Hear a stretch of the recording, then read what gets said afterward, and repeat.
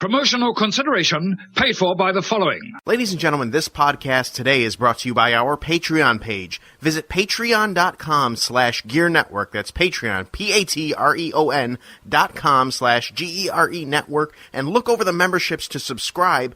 For as little as $1 a month, you could receive this podcast and every other podcast from January 1st of 2020 onward, completely commercial-free, as well as advanced releases of every podcast. If you sign up for as little as $3.50 or more, you not only get that tier, but you also get exclusive podcasts, exclusive content, including the brand new GNE podcast, Gear Network exclusive podcast. Again, patreon.com/Gear Network, completely commercial-free and exclusive content. Do it right now for as little as $1 a month. The following is a presentation of the Gear Radio Network. So, Fat Man. Sleazy. We're still on Skype. Well, of course we are. Well, the good news is that we at least got through 2 days of WrestleMania. I didn't have to rewatch it. Well, I rewatched one segment, which I know you know what it is, and we'll get to it. But other than that, yeah, this is the quickest WrestleMania review we're going to put up because this is literally the next day after WrestleMania. Yeah, I feel like that we have to get right into this one because there were some interesting viewpoints on this one. But really, you had to watch one segment over? That Brock Lesnar match?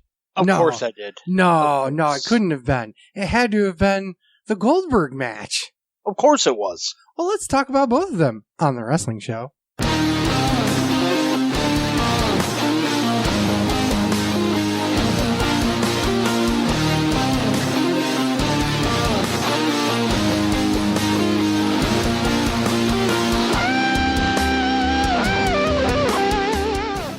Welcome, everyone. This is Sleazy. This is the Fat Man. And welcome, everyone, to another wonderful episode. Blue Smock Nancy, they're awesome. They let us use that wonderful song and suddenly differences. You can find them on iTunes and Spotify. Let's get through this. Okay, so let's... Oh, let's just fucking get through it. Fuck it. Just get fucking through this.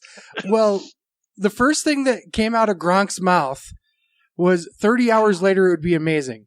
I did the math and went, holy shit, it's going to be a 12-hour WrestleMania? Oh, God. And what did I say? Thankfully, it wasn't. I said probably 6, and it ended up being like 6.5. Yeah. Well, guess what? You're wrong. So a normal WrestleMania. Absolutely not. It was a short WrestleMania. No. Let me get the caveat. It was a normal WrestleMania, but split between 2 days. It still wasn't a normal WrestleMania. Oh, wait. Last year pre-show started at, oh fuck, yeah, you're right, it was shorter. Yeah. Like way shorter. Like a good 90 minutes shorter. But let's get into night one. Wow.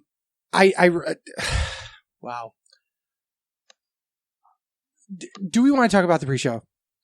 I did not watch night one's pre-show. I got on at like 6:50.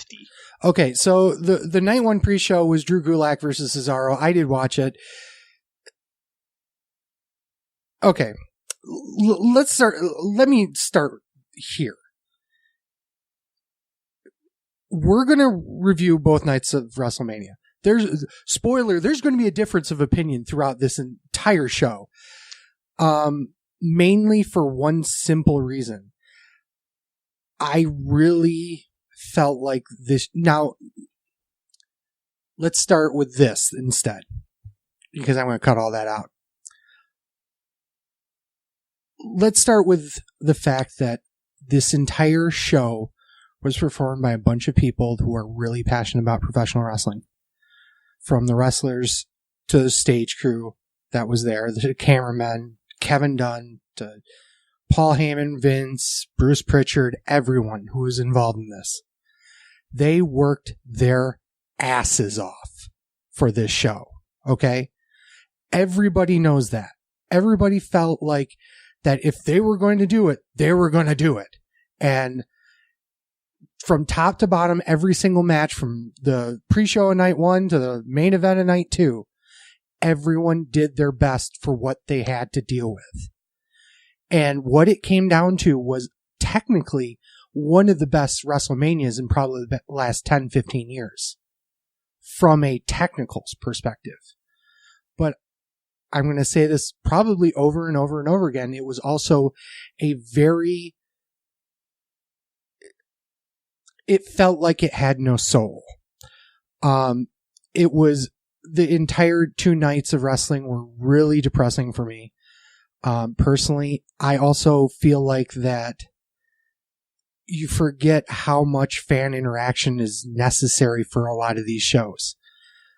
And I know Fat Man's going to have a different opinion. A lot of people are going to have a different opinion on this because everyone and their brother said this was probably one of the best WrestleManias they've ever watched.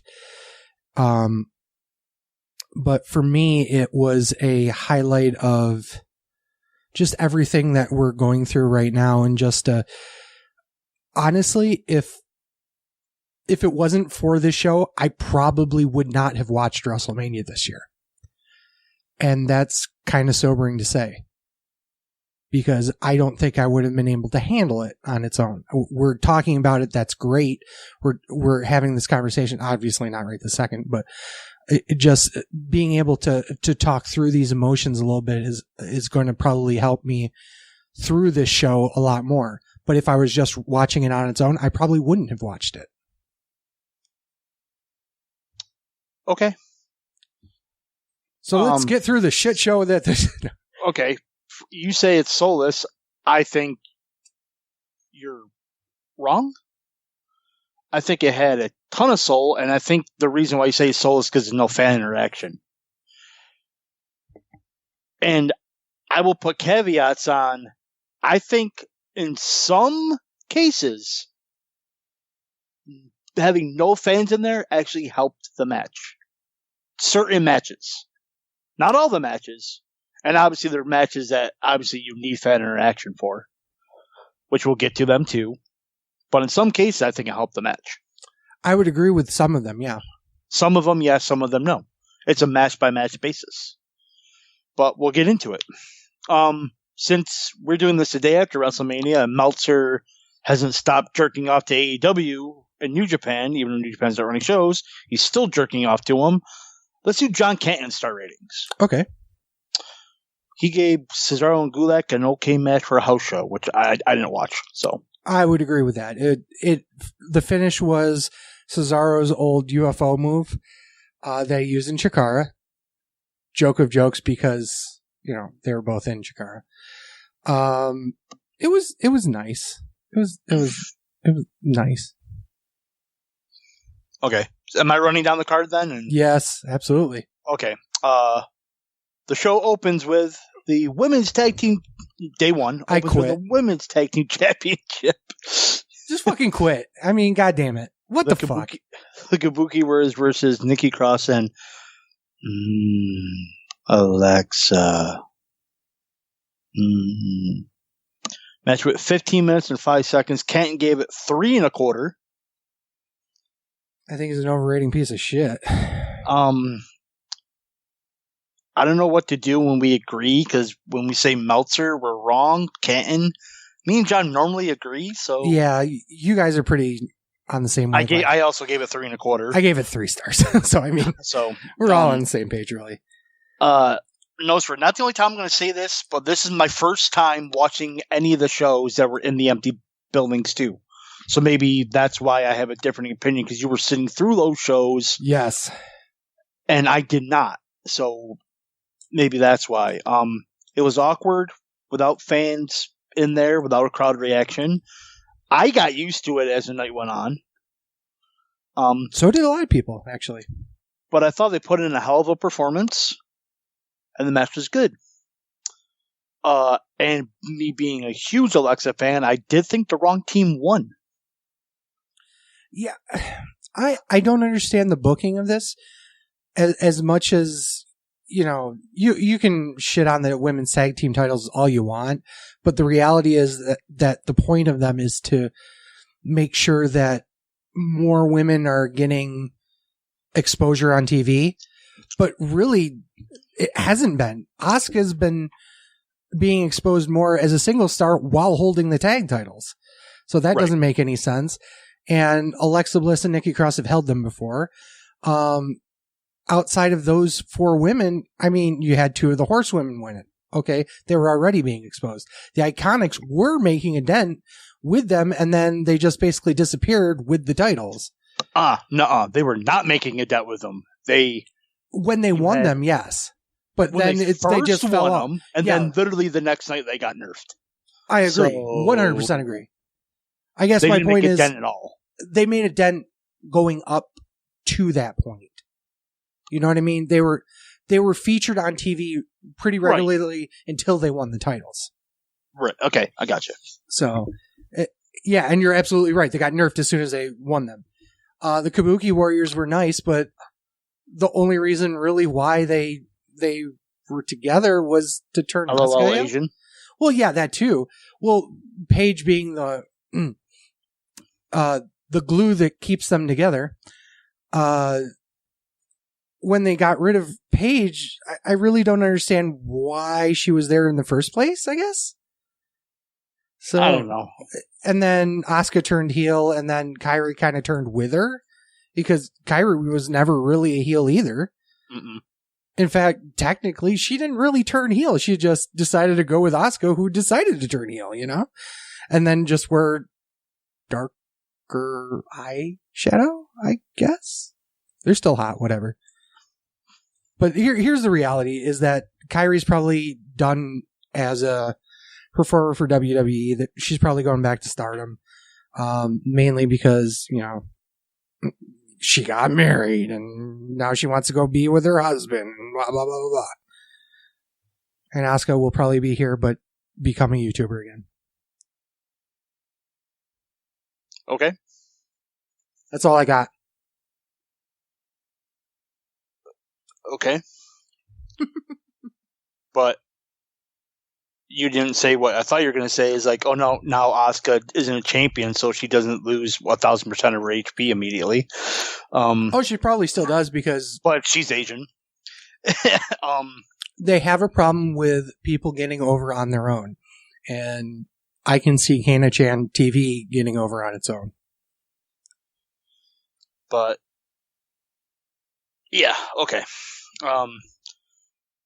King Corbin versus Elias. Match went 9 minutes. Kenton gave it a 1.25 stars. I think he was being generous. I actually, okay then. I gave it a 1.5 stars. But drink. I thought Corbin with no crowd did some of his best heel work he ever did in the match. And this is one of the matches where I think no crowd helped him, because if there was 70,000 people, they would have been no crowd reaction for this anyway. So it helped him because... So it helped him because having no people in there didn't make him look like shit when 70,000 people were there. I liked the finish where Corbin tried to cheat, got caught, and then Elias cheated and didn't get caught. I liked the finish, but again, wrong person won. So yeah, why did Elias need to go over there? Really? I don't know. Like, I'm not a fan of Corbin, but I thought he was excellent in this match in his role. And well, we talked about a couple of shows ago. I can't remember what. Who's really the first challenger to McIntyre? I said Rollins. You said Rollins. I was like, there aren't that many out there. I mean, Rollins, and the next one is really Corbin. And they they're both lost. Yeah, so kind of strange, but whatever. I thought the match was not very good. The finish was really a head scratcher. I gave it a star. I don't understand. This was supposed to be a blood feud because Corbin tried to kill him. But then they come down and it's like, okay, whatever.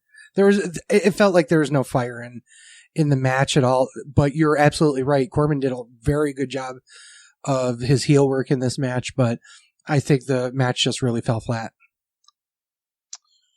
All right. Because fuck you, Raw Women's Championship.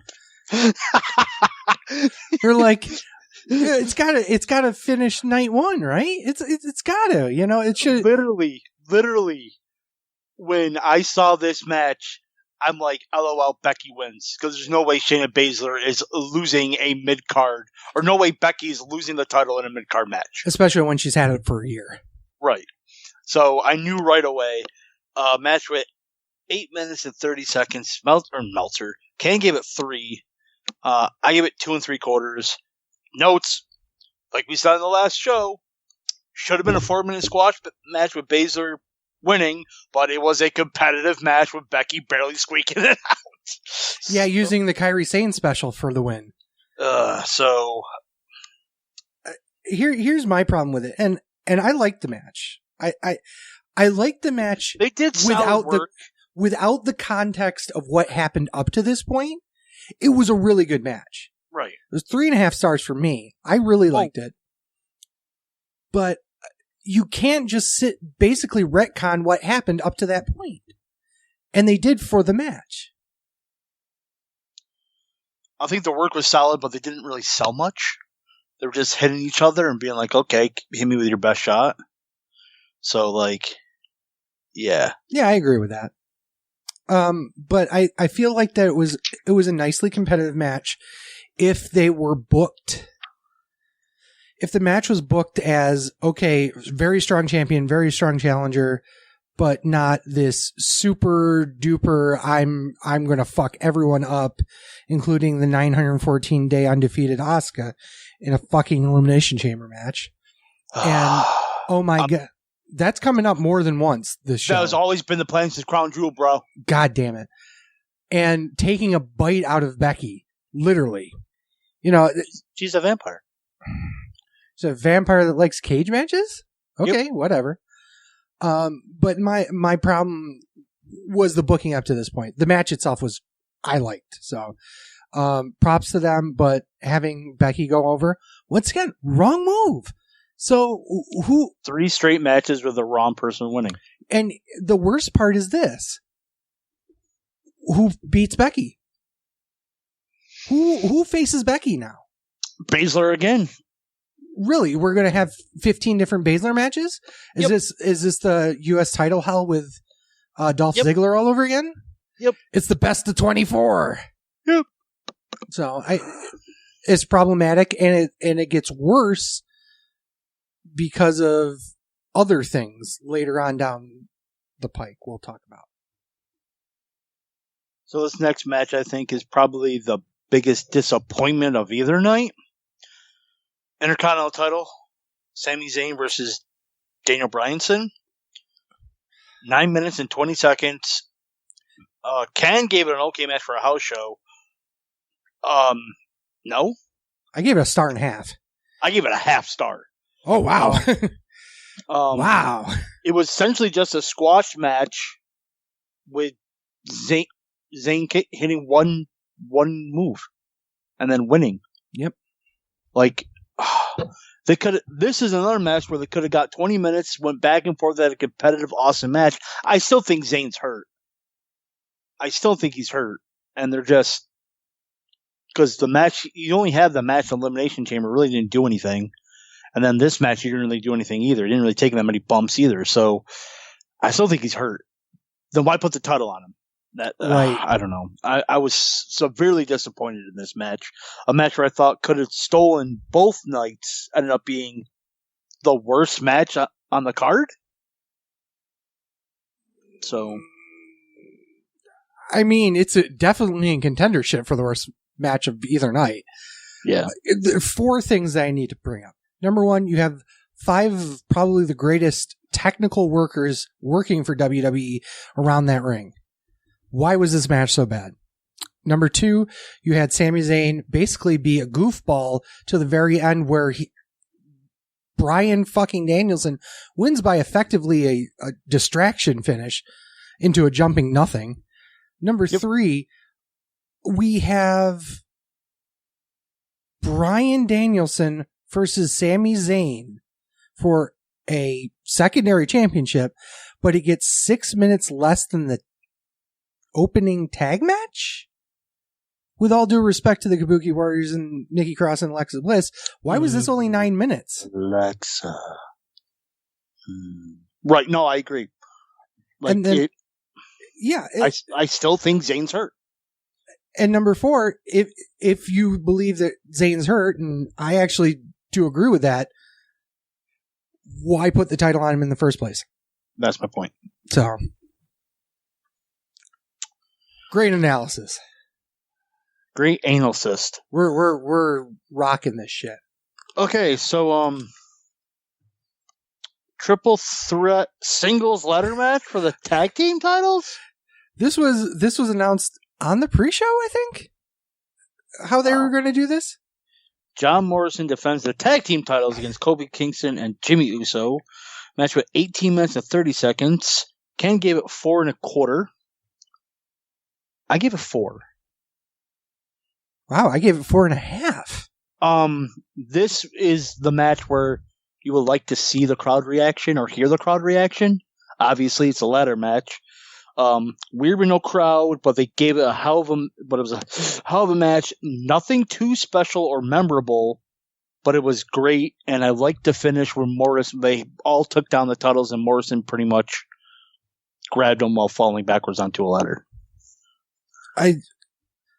Wow. This is the greatest example, I think, of both nights. No. One of the greatest examples. I'll hedge it a little bit because I want to talk about something else later. This is one of the greatest examples of either night where it was supremely depressing for me to watch a match that these guys are putting every single heart and soul and sweat and tears into this, and to nothing. To absolutely nothing. And the fact that you're missing 3 guys because one's sick. You are basically changing the match on the fly because of it. Because obviously they had some spots in their back of their minds. It was a triple threat tag match. So losing half of them is bad. Also, the problem with that is that when you do a ladder match like that, it's more, how would you say it? You see people setting up spots more. You know what I mean? Whereas when you have 6 people there, 2 or 3 could be working a spot while the other 3 are setting up other spots. Gotcha. You know?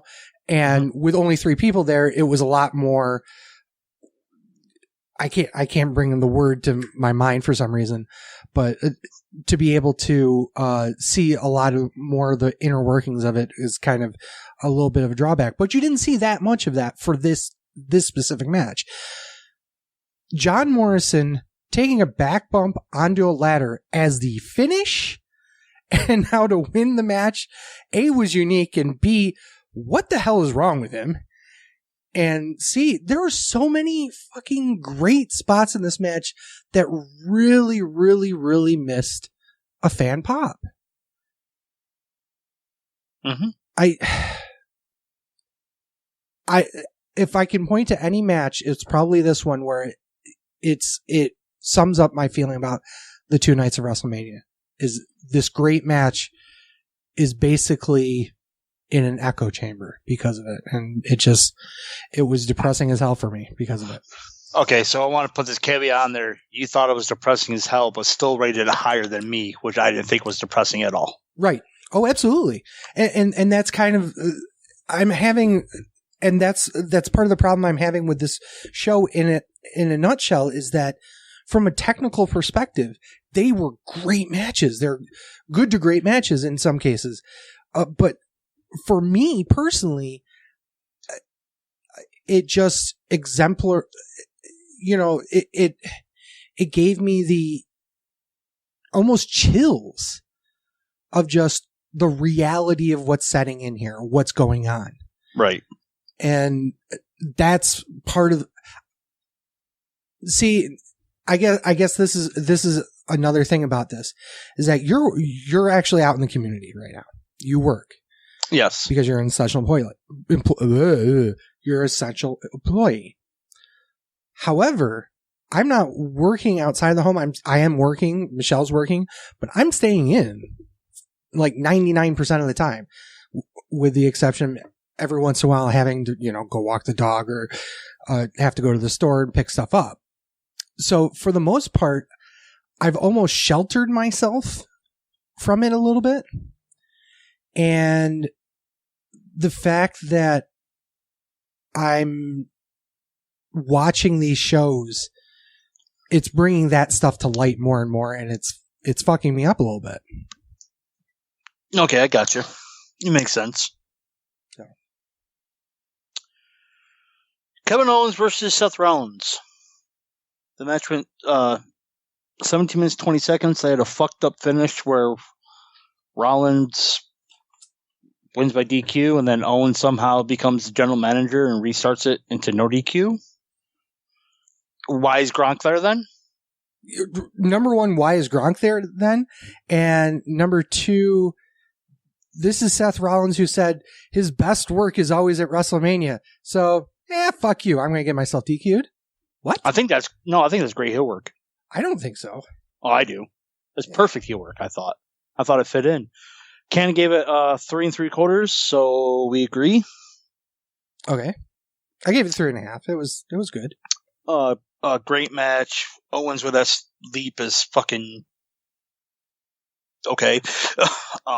I mean, it's going to be the moment that's remembered for Owens' career for at least another 5 years.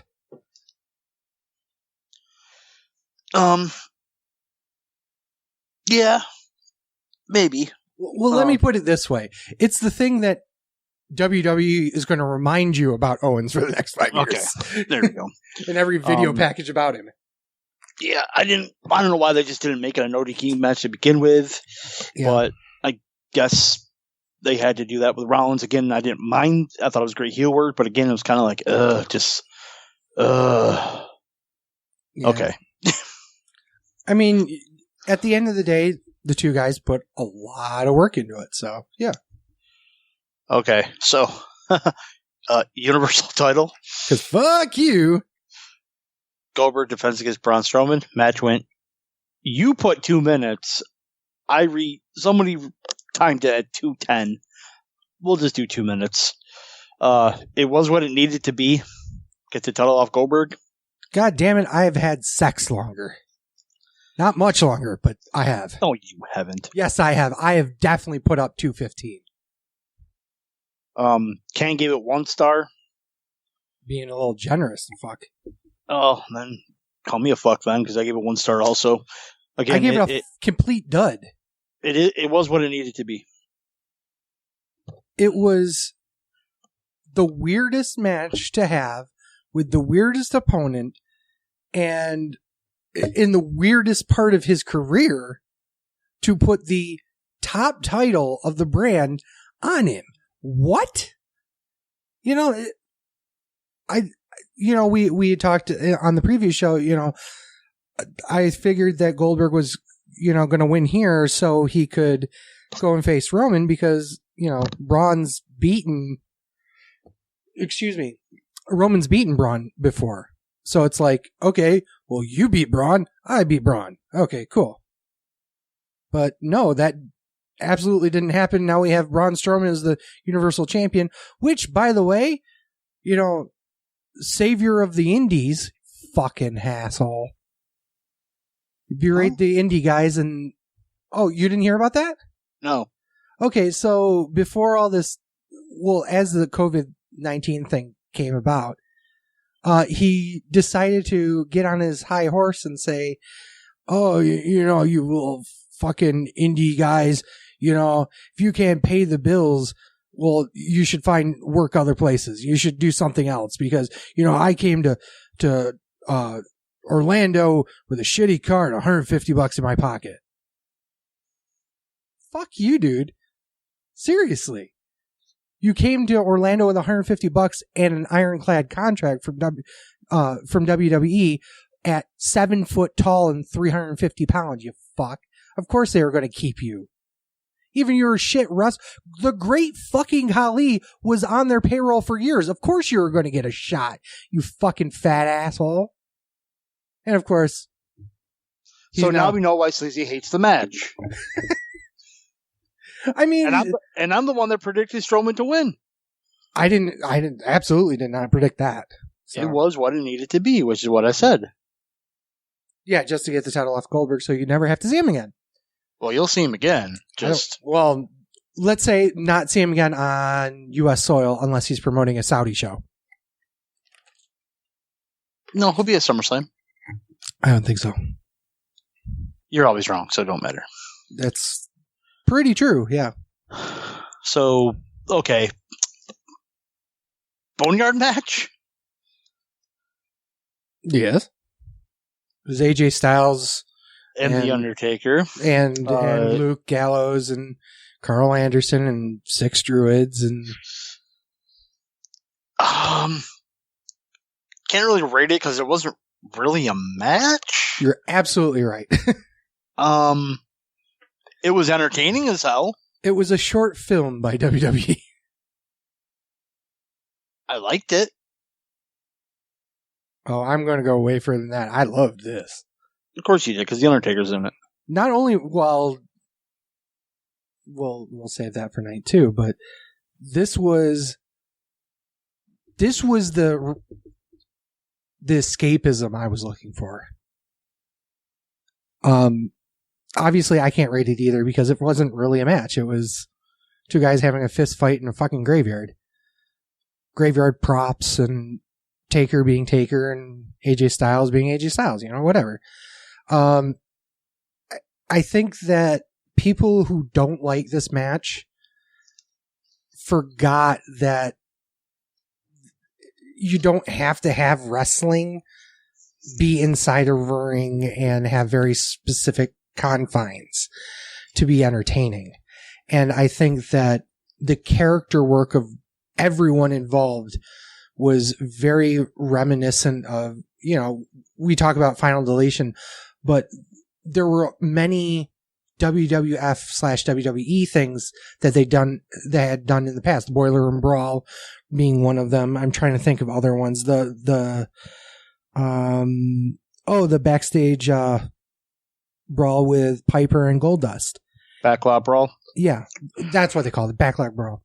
But they've had a history of doing these fight style quote unquote matches way before. And this was just a great example of WWE throwing a shit ton of money towards 25 minutes of really great television, honestly. Yeah, I enjoyed it for what it was. Yeah, I mean, thank God it wasn't for the Universal title.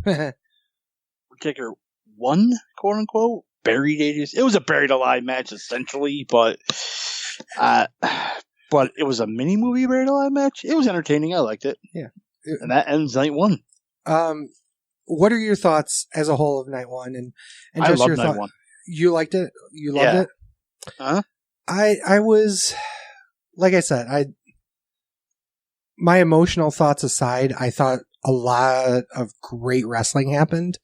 There were some matches that really didn't deliver. Some matches that should never have delivered, but did. But yeah, it was definitely one of the better, nights of wrestling from a technical standpoint. Whoops. Whoops. Stupid Facebook. So let's go to night 2. Was it Liv Morgan? Yeah, Liv Morgan and Natasha. I did watch that match. 2 stars. Right person actually won. Liv Morgan. Just move on. Yep. Night 2 opened with the NXT Women's Championship. Goddamn, pal. Rhea Ripley defends against Charlotte Flair. Match with 20 minutes and 30 seconds. Canton gave it 3.5. Go ahead. I was just going to say, isn't that the longest match? It was the longest match up to that point, for sure, but Wasn't that the longest match of the show? Other than the last man standing match? Yeah, I don't got the times for those yet. I gotta look those up yet. But, yes, I know the last man standing match was the longest. Fuck, we'll get to that. Yes, I do believe it was the second longest match of either night. He gave it, like I said, Ken gave it 3.5 stars. I think he's an underrating piece of shit. I give it 4. I really like the match. The knee work actually led to the finish. Yeah. So, psychology? That's weird. Normally it'd be like, let's work on the knee for 20 minutes. I'm going to tap you out with an armbar. It was physical, and Charlotte was still, again, came across as a badass heel with no crowd. And I thought the crowd would actually make this match better. Like most matches, but I think that they put enough in there to where I think the crowd would have popped. So, yeah. I think I like the match too. I agree with Catton in terms of the star rating. I like the legwork. What I didn't like was 3 minutes into the match saying fuck you to a finish like that and not paying it back off was kind of a iffy thing for me.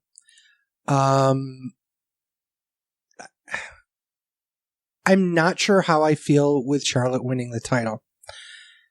Mainly because the Raw women's roster is already hurting, and taking her off of Raw to put her on NXT, I think is a mistake. Oh, I agree.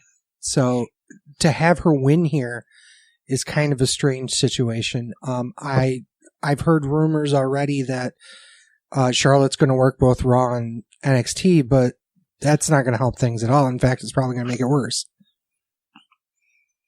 I understand why they did it, because we said again on the prediction show that, maybe they think that the NXT Women's Division isn't deep enough, so maybe they want to put Charlotte in there, but then they call up Bianca Belair this show, so maybe that's why. Maybe they shouldn't. But by the way, you know me, Bianca Belair is not that big of a loss. So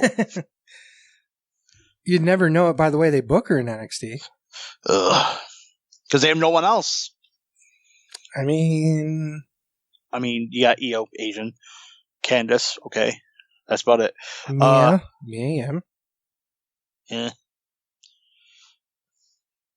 Yeah, I said. I know you don't like Asians. I get it. No, I like Io Shirai. Well, I don't Mia think Yim is also Asian. I don't think she's that good of a worker. That's why I'm like, eh. Yeah, I know. She's like the Asian Bianca Belair to me. Wow. Okay. There you go. Aleister Black versus Black Lesnar? Who won with Black Mass? So WWE's not racist? What a stupid fucking match. I'm sorry. The finish was dumb. Seconds. Ken gave it an okay match for a house show. 1 star. I gave it 1.5 stars. Like, it was Those are my notes. You overrating piece of shit. You overrating piece of shit. What the fuck was it? Now, granted, they were thrown together. Okay, I get that. But this was just hot garbage. The finish was absolutely ridiculous. When Lashley was going for the Dominator, Lana's like, no, spear him. Don't dominate him, spear him. And then he's like, oh, okay. And then he gets kicked right in the fucking face. And that's your finish, folks. What the fuck? Seriously. The match wasn't good. Again, it kind of makes Black look like a goober because he got dominated the whole match and kind of walked into a win. Well, that's his main roster career in a nutshell. It's starting to look like. We got to have more supernatural people win matches for him, like The Undertaker and Lana. Lana's supernatural. Have you seen those tits? Yeah. Dolph Ziggler versus Otis. I don't care what the fuck you say. This feud makes 0 sense to me. Okay. None at all. I'm not going to try and convince you otherwise. Because it doesn't make sense. There's makes no zero sense. I don't have enough attrition in my life. It made sense until the hacker footage. Then it's like, what? What are you confused about? My thing is that, yes, okay, so DeVille took the phone, blah, blah, blah. But yet, okay, so one, when Otis shows up, was Ziggler there, like Mandy and Dolph don't see him. But you know how big Otis is? You're going to look at a motherfucker walking in there. Well, that was kind of the point, though, was that they were so involved with conversation that... Okay, whatever. But, okay, but wouldn't have Otis just confronted Mandy about it? If you felt like you were just straight betrayed and made look like a fool, I wouldn't.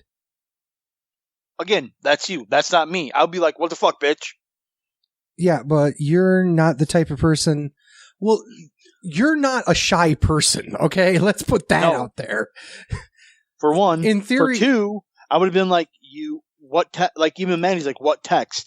In that point, wouldn't she go to Otis and be like, what text? I agree with that. They're in the same building at the same time next to each, and like she literally walks down, or he walks down next to her. They couldn't be like, oh, hey, what's up? You get what? They see each other. Right. They couldn't confront each other. That's what makes no sense to me. Like, and then the hacker gimmick's like, Sonya gets what she wants. What the fuck does she want? Does she want Mandy too? Huh? They didn't explain that at all. They didn't. I agree with that. So that makes no sense. The feud makes no sense at all. None. Zero. It made sense until they did that fucking foul footage thing, and then it's like, huh? Well, what? Some of the things that you're bringing up, though, have nothing to do with the footage. Even so, then it still makes sense before that. Didn't make sense before that, then. Right. Well, like I said, I don't know how I can say more to convince otherwise. Yeah, and I'm not going to try. It doesn't make no sense. So the point is that Otis wins and gets the girl. There you go. Yes. That being said, this was probably the match that was hurt the fucking worst by no crowd. Mm-hmm. That would have been one of the biggest pops of the entire fucking night, was having Mandy come down, smack DeVille, and Otis kiss her. That was absolutely perfectly done, and done in front of 0 people. I agree with that. It was depressing as hell once again. The match itself was, the Dolph Ziggler classic. I'm going to bump the fuck out for you and make you look as good as you can, but I'm going to lose because that's what I do. Yep. 2.5 stars. I mean, Ken gave it 1.5. I gave it an okay match for a house show. I'm giving it a little. Yeah, I think I'm giving it a little extra because of the moment there. But yeah, it's the traditional Dolph Ziggler. I'm going to lose, but be the best match on the night, but because that's what I do. I'm the show off. Blah blah blah blah blah. Right. Okay. Last man standing match. Randy Orton versus Edge. The match went 36 minutes and 35 seconds. Holy shit. Canton gave it an okay match for a house show. Really? Actually, I didn't put my rating on here. Wow, all that suspense for nothing. I gave it 3.5 stars. I gave it 4. The match did go way too long, but it was really, really good. I have a hard time. Okay, let's start with this. Oh my God, WWE, we didn't really need a tour of the fucking Performance Center. If we wanted that, we'll watch Tough Enough. Second, was it just me, or did every bump in the fucking weight room just make me feel, it made me feel like, oh my God, somebody's legit going to get hurt here. You didn't bring up my comment where he put that thing around Edge's neck, and I'm like, oh, Orton must have watched the Dark Side of the Ring Benoit one. I was waiting for you to bring that one up, but yes. God damn, pal. But no, like, when Orton bumped, and I thought he smacked his head on one of the fucking legs. Yes! Oh my God. I was like, we're going to see blood in this whether we like it or not. And I think this is actually one of the matches that benefited from not having a crowd. I 100% You agree. could hear everything. They were beating the fuck out of each other. Yes. And I think once again, because they walked away from the ring for the most part of the match, that they did a great job of, once again, the escapism, getting away from the fact that there's nobody there. You were there to watch these two beat the ever-loving fuck out of each other. The bump where Orton did the draping DDT on the back of the truck, fucking sick. Absolutely sick. It's also, now, you said it was 36 minutes? Yep. I noticed this from a lot of the other matches, but this one was the most egregious of the cut edits. Did you notice that? Not in particularly in this match. No, I didn't really notice that. There was, but I didn't notice that many of them. I noticed that there was entire seconds of footage pulled out, because there were times where, like when they were trying to get up on the truck, or not on the truck, but the trailer, that 1 second, one guy's up there, the next second, everybody's up there, like including the ref, including the cameraman. And it was kind of a weird, cut. And there were a couple of interesting cuts in that respect throughout the match, but it goes back to the number 36 minutes. You've cut things out of this match to bring it down to 36 minutes. How long was this match taking originally? Would this have been a 45, 50 minute match live? Maybe, but again, like I said, I didn't really notice. It was an interesting, it's an interesting point, but it means nothing. It was just an interesting factoid, I guess. Out of all the bumps that they took, which one did you think was the worst? The worst? Yeah. In terms of cringy worst. The funny thing is, I think it's the one where Edge was hanging from that light thing and dropped, because you heard him smack and you just instantly, it looked like he fucking broke a rib. Like, to me, it wasn't the worst looking bump, but it looked like it hurt the worst. Because that table does not, it looks like it don't move. Yeah. And the funny part is, it's not that much of a drop, maybe like 2-3 feet because of the way it is, but it looked nasty and it sounded nasty. The one that I thought was going to be the worst was when Edge kicks Orton, like it wasn't like a drop kick, it was like a swinging drop kick almost, when Orton has the weight in his hand and he stumbles backwards. Right. And I swear to God, he was going to die there. I swear to God. And when they went back on the replay, he intentionally stumbled around. But looking at it the first time, I thought he actually took a bump and just barely missed the metal scaffolding for the weight rack. Like, holy shit! There were a couple other times where Orton, like, pushing the weight rack into Edge, I thought they were going to cut the camera cord because he went over the camera cord. Right. But there is a lot of great moments in this match. I'm surprised that Canton didn't like as much. No, I'm surprised either. Like, I thought it was,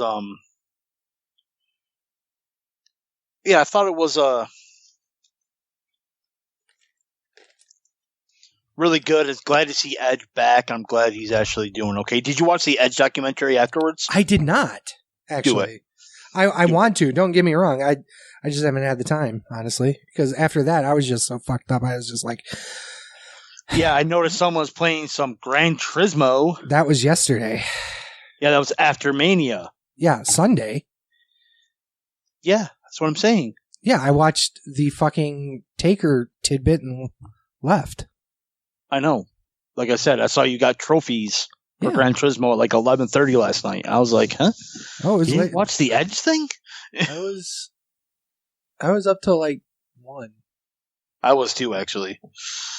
Oh, I thought it was on night 1. No, it was night 2. I thought, well, here's the other thing is that I thought the Taker documentary was the entire Taker documentary. Oh, no. It said first look. I didn't see that for some reason. I even told you, I'm like, you're like, I'm looking forward to this. I'm like, same. I can't wait till they release the whole thing. Yeah, well, I didn't get the message until after it went off the air. I'm like, Oh, oh, fuck. Well, fuck got this. pissed. Yeah, and then I went and played Gran Turismo. Okay. Raw Tag Team Championships. The Street Profits defend against Austin Theory and Angel Garza with Zelina. Oh, by the way, Dibs?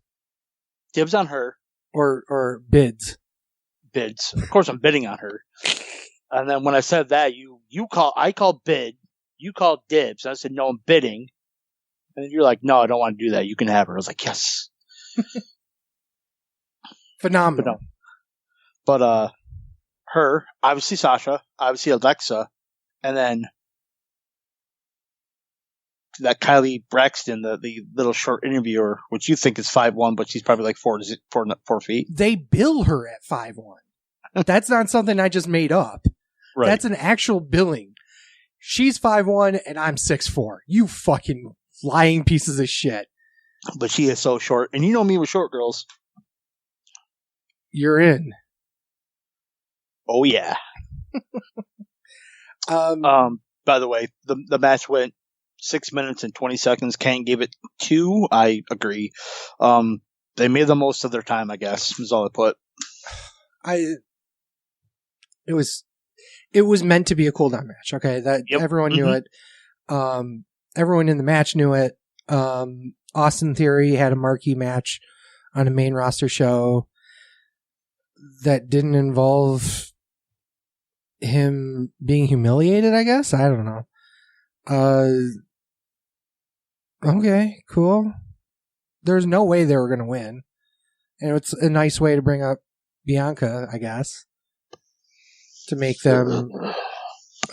Yeah, my reaction when I saw her was like... Oh, God, here we go. Okay, cool, whatever. I mean, that's basically how I feel about it. But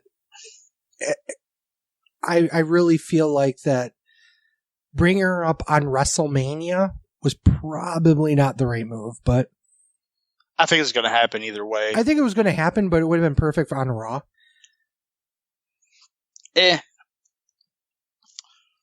But then again, Raw is basically WrestleMania now, so whatever. They have the same crowd attendance.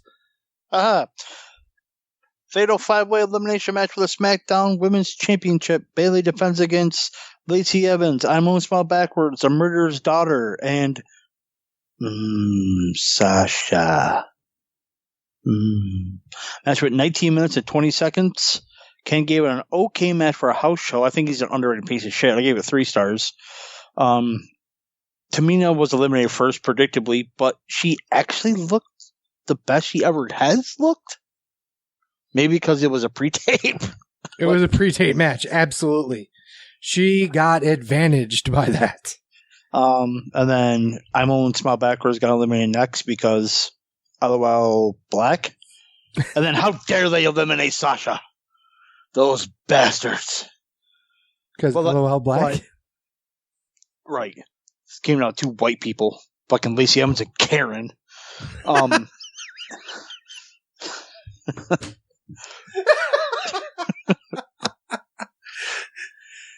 Hey. I need to talk to your manager here about Sasha. I liked what they did, though, because it made sense. Kind of like Bayley could have helped Sasha, but didn't, and then Sasha helped Bayley win because she didn't know that Bayley didn't. So I like the way they're going to do it. We both know it's either going to be Bayley or Sasha winning. This just makes it Bayley staying heel, which I'm okay with. I'm not, though, because she's not that good of a heel.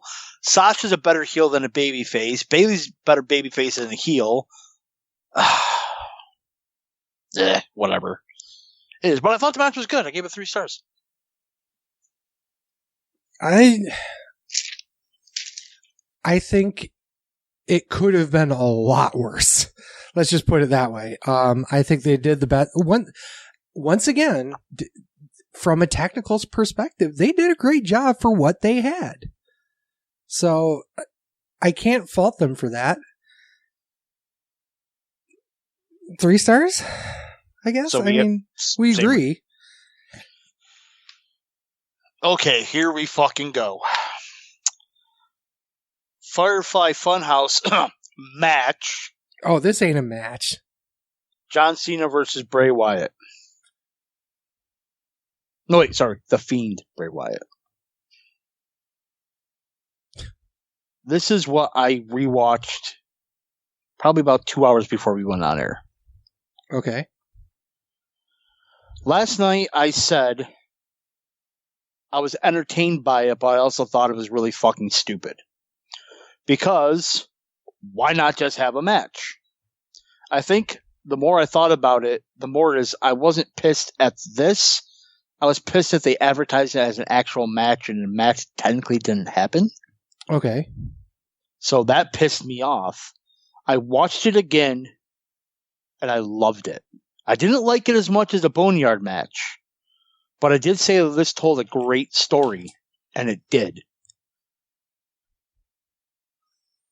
I love the Boneyard match. I thought this was better.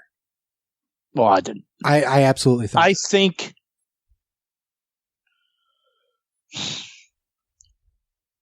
I like the Boneyard match better because it was kind of an actual match.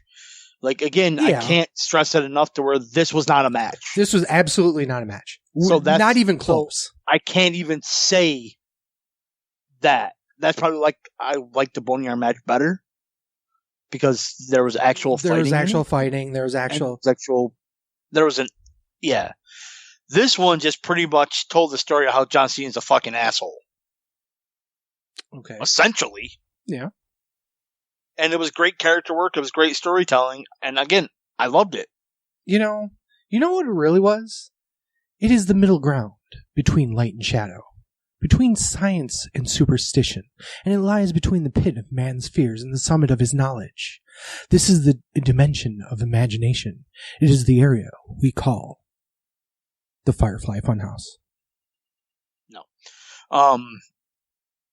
Did you read, and we haven't plugged him a lot, and I read it right after I rewatched it. Did you read Brandon Stroud's take on it? Oh, hell yeah. He's absolutely spot on. Yes. And that made it, well, I liked it better the second time watching. Reading that right after made me like it even more. So we're not going to obviously read it on air, but go to uprocks.com or WizBandX. Look for it, Brandon Stroud's article, and read it because it's fucking absolutely spot on. If you didn't like it because you didn't really understand what they were doing, Brandon does a great job of summarizing and extrapolating a lot of the bits and pieces of the match, or at least the big parts of it. And I think if you read Brandon's exposition on it and then go back and watch it and you still don't like it, then I don't know what to tell you. I really don't. I think it's a great job of how wrestling isn't always wrestling. It's entertainment on such a cerebral level. And, obviously Cena and Wyatt. And funny enough, do you know who was big into this?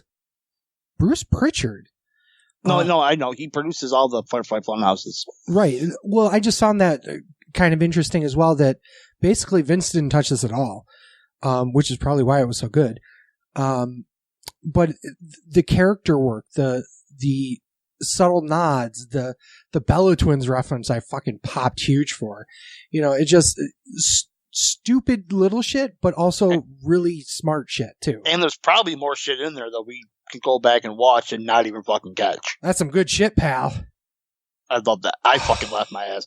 Even the first time watching it, I laughed my ass off. Yeah. To that. But no, it was, again, I liked it when I first watched it, but I was kind of pissed that it wasn't an actual match. I think that was my problem when I first watched it, being like, this was stupid. Why didn't they just have a match? They could have done that callback to WrestleMania 30 in it. They could have done that.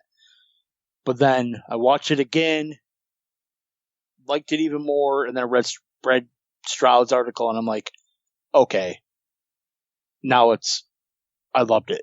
Again, don't like it as good as the Boneyard match, because that was an actual fucking match. But this was really, really, really well done. I can understand. There's one big piece that really isn't being talked about, and we've kind of shied away from it a little bit. But the reality is, it didn't help either person. And I think that's part of the reason why you're having a problem with it. Because at the end of the day, what happened here? Cena disappears. You can't. Wyatt didn't really get anything out of it.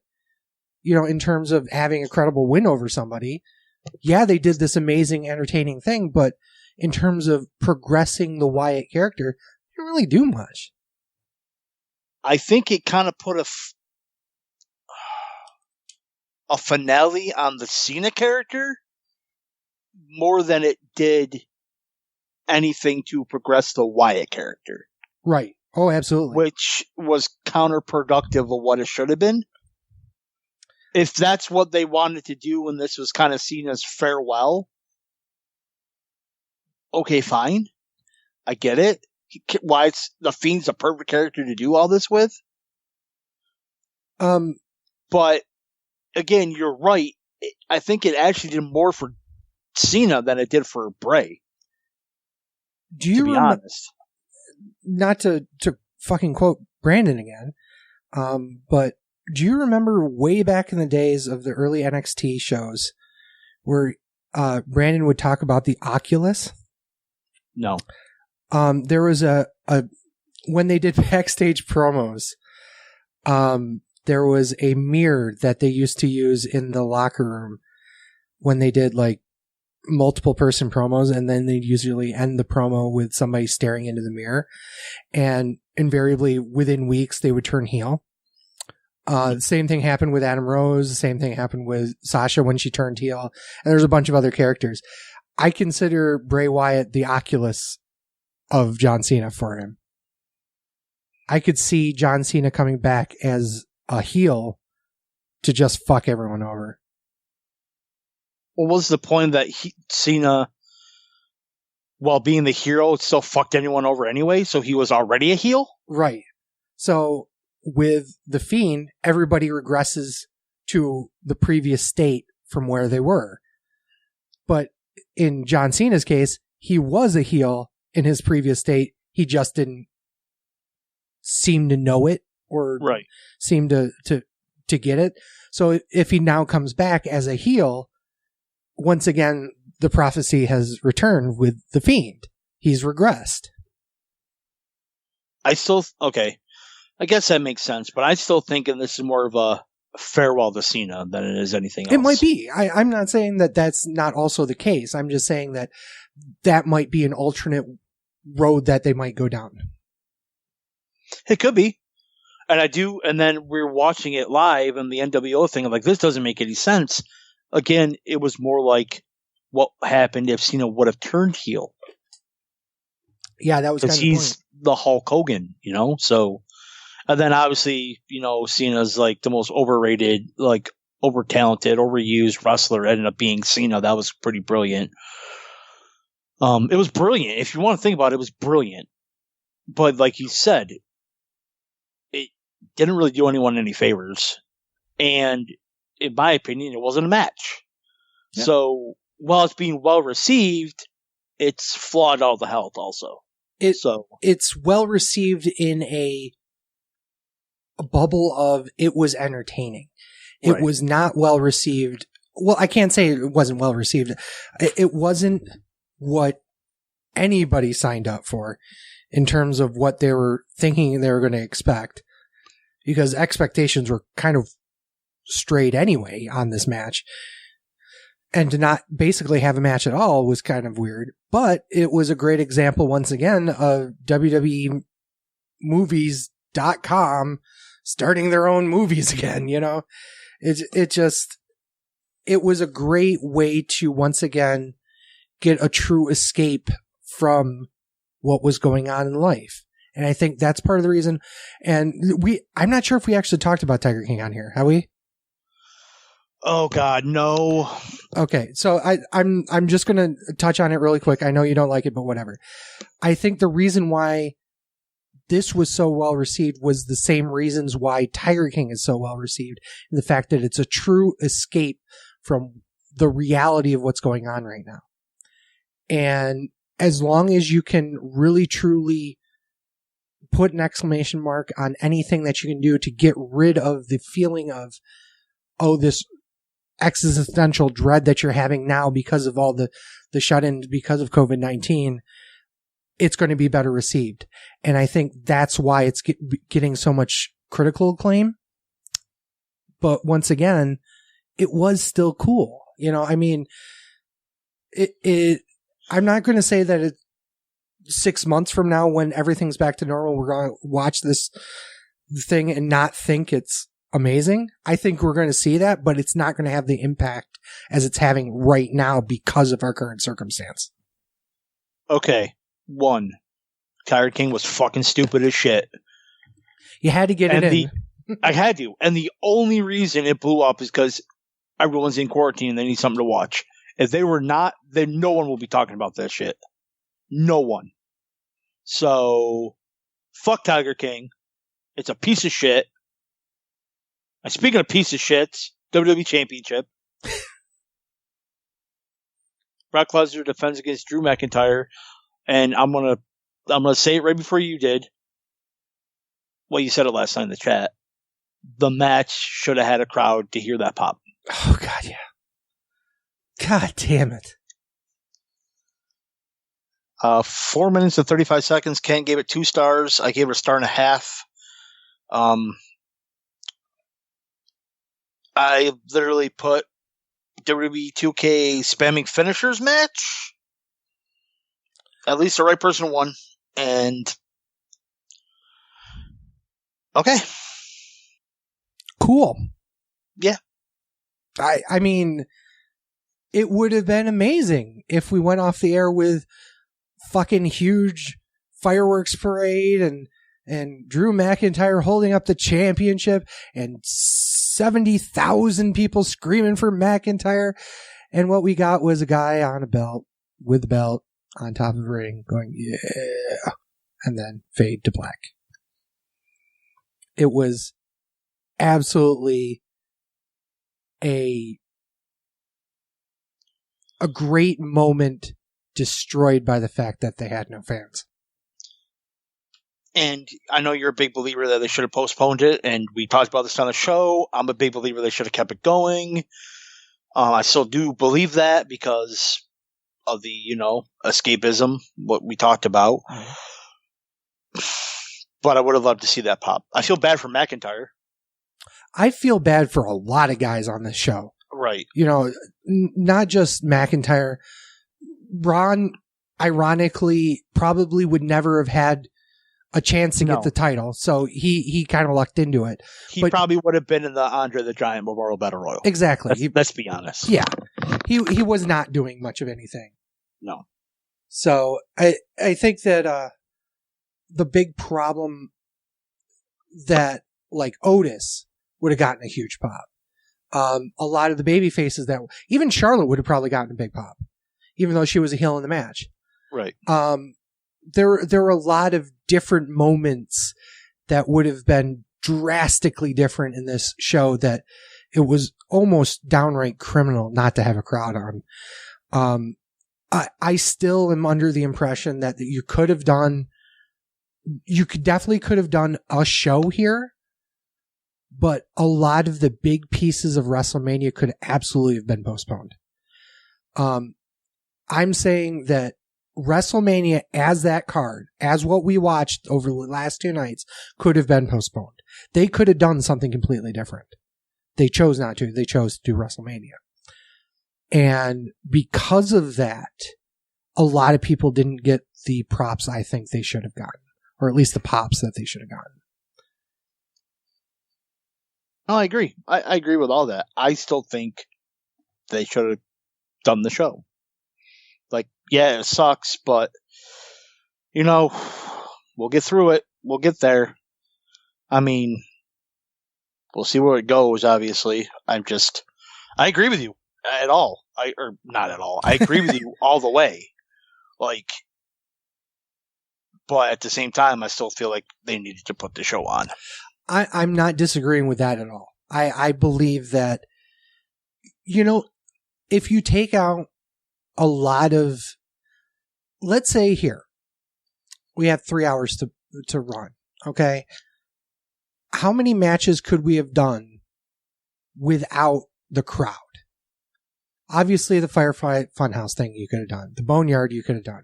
You could have done the vast majority of the Edge Orton match completely away from the ring.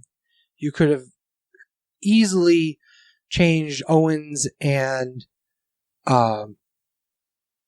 Rollins to anything goes, shove them in, basically kind of do the same match that Orton Edge did, you know, or just do it someplace else. You know, there's a lot of things that you could have done to completely divorce yourself from the fact that they had no fans there. I think they chose not to do that because they knew that they also had Monday coming around anyway, and you had to make it so that this was the new normal, at least for now. So that if they got a chance to tape more shows in front of an empty arena, that at least people wouldn't be jarred by it. Right. I don't know. Like, I feel like I keep going back to, I still believe they should have done the show. So I think it's going to be at least a few months before we get back into a real normal schedule of life. And honestly, I don't know where we go from here in terms of professional wrestling. There's already been rumors, and I think it's already happened, that they no longer can tape in Florida.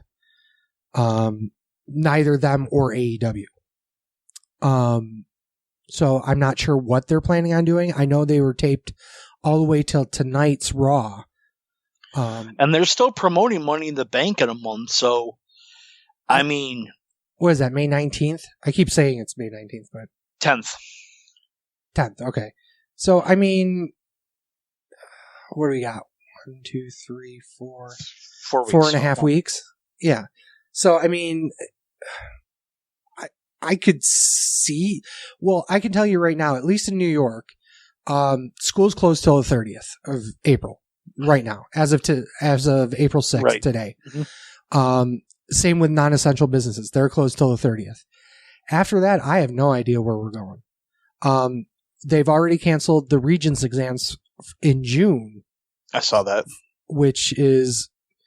not a good sign. It's not a good sign, but a lot of teachers are just lost a lot of hair trying to make sure that everyone's ready for the Regents. Have just taken a nice big gulp of rum. Right. At this point, this school year's fucked. Mm-hmm. You know, there really is no way of to getting back to where we are that way. That doesn't mean that May 1st comes around and the curve's already done. We've gotten through the worst of it, and maybe we're back to normal, or at least in certain spots. I don't think that's going to happen in New York specifically because we're fucked. I do not believe so at all. Again, I'm essential, and I still giggle when I say that, but I see it every day. Yeah. In the neighborhood I work, they do not care. They do not give a fuck. They walk in there with masks and gloves on, but they're not standing 6 feet back. They literally take the masks off when they get into the store. They don't care. And then they walk on the street. They're not doing the 6 feet thing. There's groups of people hanging out. I literally, this past Saturday, had people come in here saying they're throwing a quarantine party. And I go, what's that? You just Skype with people and stuff? He goes, no, we're having like 10 to 15, 20 people over to have a quarantine party. I go, that's literally does not make any sense. You're having a quarantine party when you should not be doing that at all. And they're like, I don't care. And that's the problem. Yeah. And it's getting worse and worse. Mm-hmm. The longer this goes, the more people are not going to care and not going to abide by it, to the point where there's going to be consequences. There already are in some places. Yeah, I'm seriously shocked that the governor is not like, everybody go home. Everybody but hospital workers and first responders go home for 3 weeks. And then let's do it. And then if you are caught outside, you will be shot. I won't say shot. Survivors will be shot again. You'll get a $100,000 fine. Fuck you. Go into bankruptcy over this shit. We're not fucking around. Who is it? Maryland? Which one? Which state was it that they're charging, fining people up to $5,000? Got caught outside. Is that Baltimore? The only reason why I think it's Baltimore is because I think Chip said something about it. It might have been. I'm not sure. But no, fine them heavily. Be like, just fine them to like, this is, because $5,000, yeah, $5,000 is a lot of money. Mm-hmm. But at the same time, they could do that as a payment plan. I'm like, be fucking dead ass. Be like, first offense, $100,000. Second offense, you're thrown in jail for a year with no bail. Fuck you. Like, be dicks about it. You're not abiding by the rules. Be a dick. Like, what else do you want us to do? I'm surprised that they're not doing that. I really am. I think they're worried about the potential backlash that might cause. Okay, yeah, I understand what you're saying, but death or being at home for 3 weeks? I think I'll take being at home for 3 weeks. I mean, I agree with that. Don't get me wrong, but if you push it too far, nobody's going to abide by it, and then it'll be just a big fucking mess. True, but nobody can abide by it now, so you have to do something. Well, people are. There are people who are doing it, but not enough. No. But I think that if you push the envelope too far, you'll have even less people abiding by it. Because, you ain't going to tell me what to do. That's exactly what's happening in the neighborhood I work at. Yeah, well, I can see. I can see way more people saying that. They have to do something, because something more drastic is what is the point I'm trying to make. I 100% agree with you. We're on the same page here. Maybe I'm a little bit too drastic, but I think warning ain't gonna help. Like, you're already warning them, and they're not listening. I even had a person come in to the store. I work in a predominantly black community, who said to me, black people can't get it. And I laughed at him. He's like, no, I'm serious. Black people can't get it. The first person to die in Monroe County was a fucking black man. So do not say that black people can't get it. And then he goes to me, that's fake news. What do you want me to fucking tell you? Well, here's the other thing, is that we have currently the Prime Minister of the United Kingdom, Boris Johnson, just today has gone into the ICU and could potentially die from this disease. I mean, people are not taking this seriously, and they're really not seeing the effects until it personally hits them. Right. And this is the same group of people who are anti-vaxxers, and they're also the same people that are saying that 5G causes radiation. And it's just no. 5G causes coronavirus is what I heard. Oh, I've heard so many different fucking things because of shit. It's like, what the fuck are you going on about? it's funny how we're in the day and age we have so much information, and that's the problem. Yeah, it's too The problem easily. is it's too much information, and I literally got people coming into my store saying, "Oh, this one person on Facebook said." I'm like, "But where'd he get it from?" Well, he said it on Facebook, so that's got to be true then. Yeah, and yet people don't. That's your source. But then I'm like, watch the news. Oh, we don't watch the news. We don't believe it. Come on. Now you're just being ignorant. Now you're just being stupid. Well, to be fair, though, the news has been caught multiple times, even in this crisis, giving misinformation, spinning facts into whatever they could do to get clickbait. You know, that's part of the reason why people don't trust it as much anymore. You know, it used to be that the news was the news because they didn't have to worry about revenue. You know, and ironically enough, that's what the BBC is all about. You know, they are government-sponsored news organization, so they don't have to worry about ad revenue coming in, so they can just say the news without having to worry about somebody turning the channel off. Right. Look at me going after socialism. As usual. But at the same time, though, I hope this really wakens people's eyes of we're going off on a political tangent here, how this country needs universal health care. Yeah, it shouldn't be tied to your job. No. What the fuck happens when you lose your job? You know, and that's the only way you can get health care. I've even seen people who are laid off from their job, who lost their benefits during this crisis, who still think that there shouldn't be universal health care. What if you got it? What if something happens to you during this? I'm dealing with a wrist issue that's been going on for 5 months. They've canceled literally all my appointments, so I got to do physical therapy at home, and it's not helping. Right. And I'm going to eventually and now the pain is going down my arm now. Not numbness, the pain. That's so right. there's obviously something wrong in my wrist, but because of all this stuff, I can't get the help I need. And which even is if fine, you, which is perfectly fine with me. I've dealt with this for 5 months. But once this thing goes up, I actually lose my health insurance May 1st. I lose it. So now I can't get the help I need. But when this is over with, I still won't be able to get the help I need because I lose my health insurance. And it's absolutely ridiculous. It is one of the worst things about this country is how we don't even take care of our own people. Well, that's socialism. You can't do that. Except you can't do that. That's what Social Security is. You know, that's what Medicaid is for some people. Look at all the programs. Again, this is a wrestling podcast going on a political tangent. Look at all the programs that FDR did during World War II, during the Great Depression. They're all quote-unquote socialist programs. Oh, my God. Yeah. Anyway, final thoughts on WrestleMania. Bernie Sanders should win the presidency. That's your final thoughts on WrestleMania? Yes.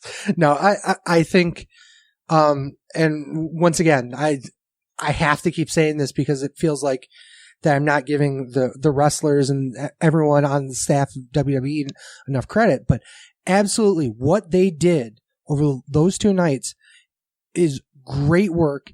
And I commend absolutely every single person that did anything for that show, from the top all the way to the bottom. The guy fucking spinning the fucking ring post, the ring ropes.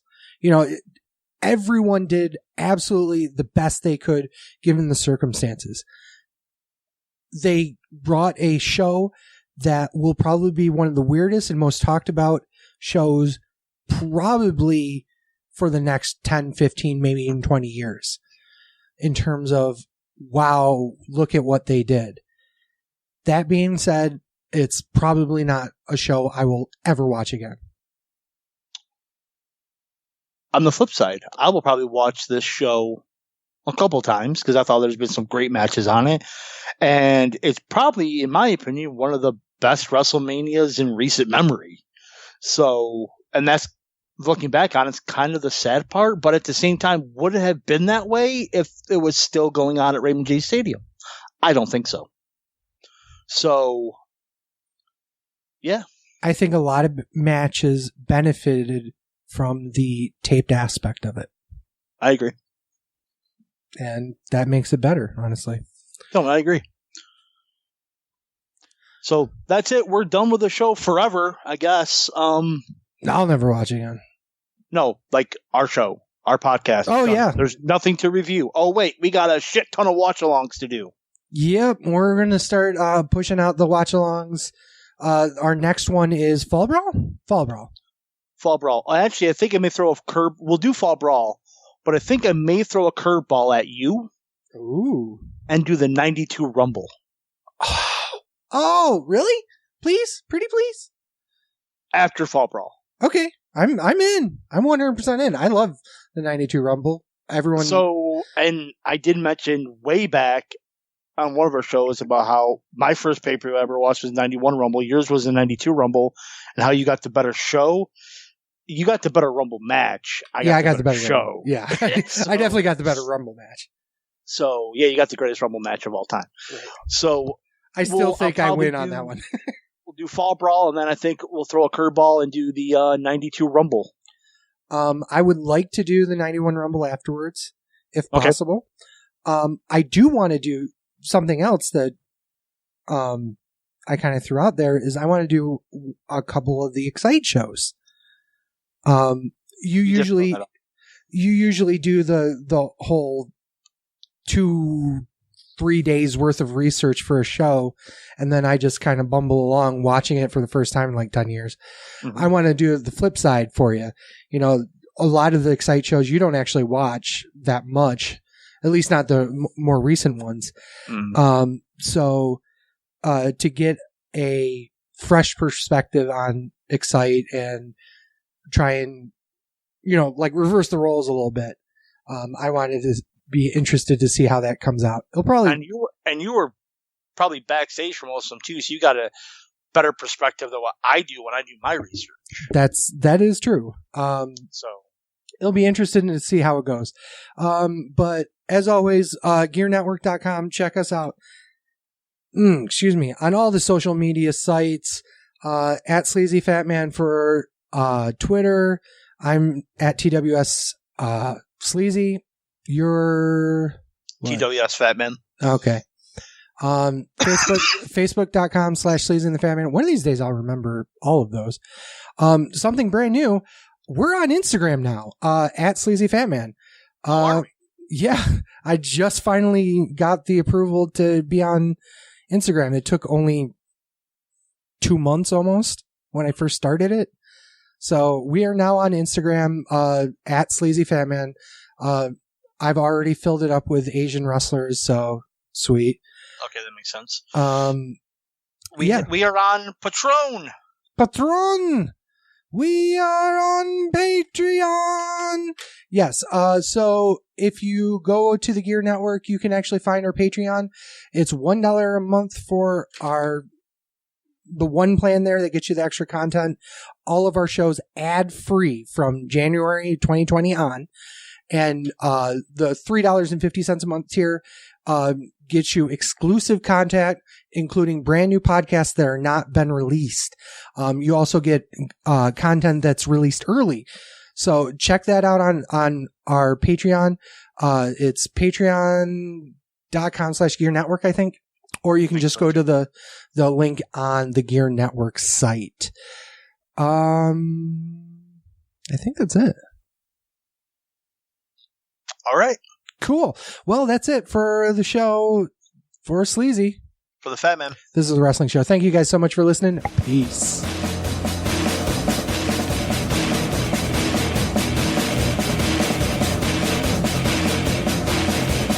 I'm a truth that you seem to run from. I'm an army of one. I'm a clip in your gun. I'm the pain of the game, the bloodshed in your name, when there's nothing to gain.